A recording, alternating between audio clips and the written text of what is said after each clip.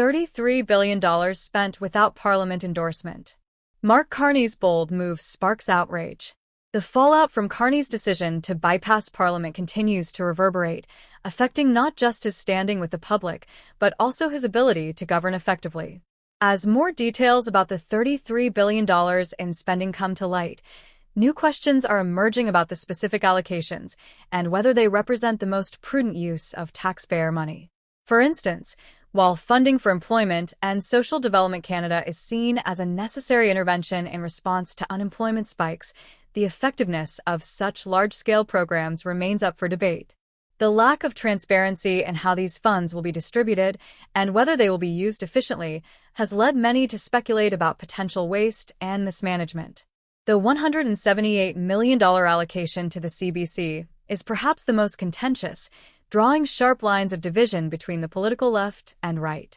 The CBC, as a national broadcaster, is supposed to serve all Canadians, but many conservatives have long criticized it for perceived bias and a left-leaning editorial stance. They argue that in times of economic hardship, funding such a high-profile institution with millions in taxpayer dollars is an irresponsible use of public funds. This debate is not new, but the fact that Carney's administration made the decision unilaterally, without parliamentary oversight, has only intensified the scrutiny. Supporters of the CBC, on the other hand, argue that it plays a crucial role in fostering Canadian identity, especially in an era where media consolidation is reducing diversity of voices. However, critics contend that without a clear mandate from Parliament, such spending risks prioritizing the needs of a specific audience over the broader public. In addition to these concerns, Carney's decision to allocate funds to the National Film Board and Library and Archives Canada has been perceived by many as a politically motivated gesture aimed at shoring up support from cultural elites.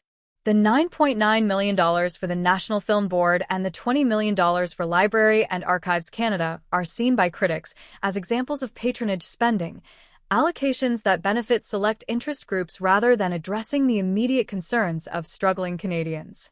In the eyes of many voters, particularly those in economically disadvantaged regions, these expenditures represent the government's continued prioritization of niche cultural projects over pressing issues like inflation, housing affordability, and healthcare. The overarching concern, however, is the broader implications of Carney's approach to executive power.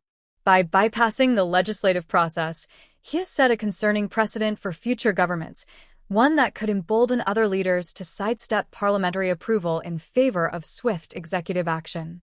Critics argue that this move undermines the democratic process by centralizing decision-making power in the hands of a single individual without the checks and balances normally provided by elected representatives. Carney's defenders, however, argue that the country is facing an unprecedented set of economic challenges and that the Prime Minister must have the flexibility to act quickly when necessary. Still, the argument that this is a moment of crisis does little to quell fears that such measures could be normalized in a way that weakens Canada's democratic institutions. While many political commentators have been quick to point out the dangers of expanding executive power, some have taken a more measured approach. Some argue that this moment could serve as an opportunity for Canadians to revisit and perhaps redefine the role of Parliament in fiscal decision-making.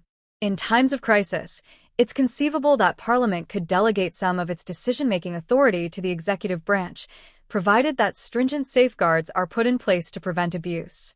These safeguards could include mandatory post-spending audits, greater oversight from parliamentary committees, and increased transparency in how funds are allocated and spent. But this approach requires buy-in from all political parties, and given the current atmosphere of distrust and polarization, such cooperation seems unlikely.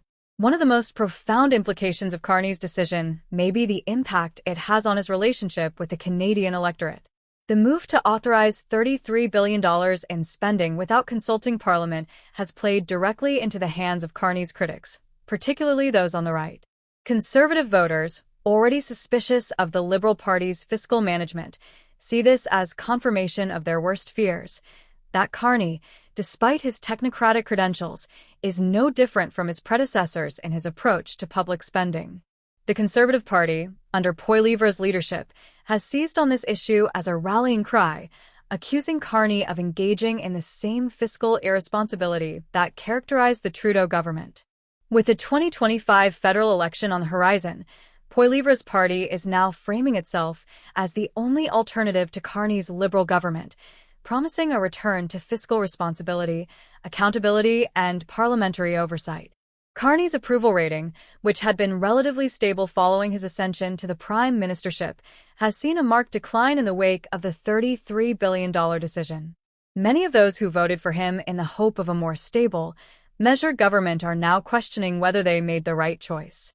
A series of polls following the announcement revealed a growing disillusionment with Carney's leadership, particularly among swing voters who had previously been drawn to his promises of fiscal moderation. This disillusionment has been compounded by the perception that Carney is not listening to the public's concerns, choosing instead to act unilaterally. In a political environment where public opinion is volatile and changeable, this erosion of trust could have far-reaching consequences for the future of his government. The Liberal Party's internal divisions are also starting to show. While Carney has traditionally been seen as a pragmatic and technocratic leader, his recent actions have alienated some members of his caucus. Several Liberal MPs, particularly those from swing ridings, have quietly expressed their discomfort with the spending decision, fearing that it will cost them politically in the next election. In private conversations, some MPs have suggested that Carney's top-down leadership style, which involves making critical decisions without consulting them or engaging in meaningful dialogue, could become a liability. This tension within the Liberal Party could lead to fractures in the party's unity, with some members breaking ranks to distance themselves from Carney's controversial policies. For now, the ball is firmly in Parliament's court. The next few months will be crucial as opposition parties, parliamentary committees, and the Canadian public scrutinize Carney's spending decisions and demand accountability. With the national debt at historic levels and concerns about inflation weighing heavily on Canadian families, the public's patience with unchecked government spending may be running thin. Whether Carney can regain the public's trust and restore confidence in his government will depend on his ability to demonstrate that he is truly committed to transparency, accountability, and the principles of fiscal responsibility. At the heart of this controversy lies a fundamental question about the future direction of Canadian democracy. Can Canada continue to uphold the values of parliamentary sovereignty and democratic accountability? Or is the country on the brink of a new era in which executive power takes precedence over the will of the people? Only time will tell.